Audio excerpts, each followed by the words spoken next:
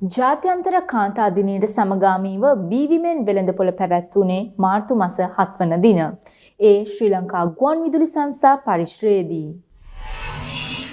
මීමැසි කාන්තා පදනම සංවිධානය කර තිබුණ මෙම වෙළඳපොළ හරහා කාන්තාවන් වෙනුවෙන් අපූරු සත්කාරයක් සිදුවෙනවා.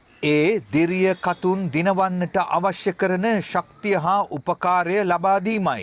එහිදී කාන්තාවන්ගේ සුරතින් නිර්මාණය කරන ලද ඇතැම් නිර්මාණ ආහාර වර්ග නිමි ඇඳුම් විසිතුරු ආභරණ වගේම තවත් බොහෝ දෑ පහසු සහ සාධාරණ මිලකට මිලදී ගැනීමට අවස්ථාව ලබා දීම තුළින් ගැනුම්කාරුවට වගේම නිර්මාණකරුටද අවස්ථාව සලසා දී තිබුණා.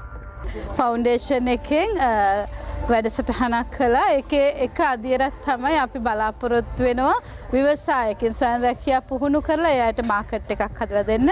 ඉතින් අද අපි ඒක ආරම්භ කරා SLBC පරිසරයේදී. අපිත් එක්ක ව්‍යවසායකයෝ 23ක්, ඒ කියන්නේ ස්ටෝල් 23ක් අපි අද පැවැත්වනවා. ඒ වගේම අපි මේක හැම සිකුරාදාවකම පවත්වන්න බලාපොරොත්තු වෙනවා.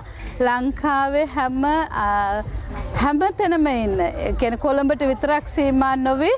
අදත් ඒ වගේ අපේ නුවරින් එකතු වෙලා ඉන්නවා, මෙගමුවෙන් එකතු වෙලා තිනවා. ඒ වගේ ගොඩාක් දුර පළාත්වලිනුත් අපිත් එක්ක එකතු වෙලා තිනවා. අපි ඉදිරියට ලංකාවේ සෑම තැනකින්ම ඉන්න ව්‍යවසායකයන්ව මෙතෙන්ට ගේන්න යනවා. ඒගොල්ලන්ට මෙතන වෙළඳපළක් හදන්න යනවා.